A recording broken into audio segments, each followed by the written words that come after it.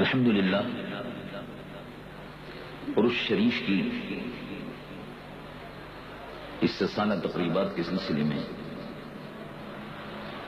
اس بابرکت اجتماع میں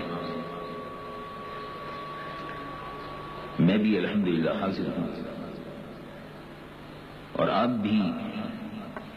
دور و دراز سے، قرب و جوار سے اس بابرکت اجتماع میں شرکت کے لیے تشریف لائے۔ اللہ تبارک و تعالی مجھ گنہگار و سیاہکار کی اور آپ کی سب کی اس حاضری کو قبول فرمائے۔ صاحب سجادہ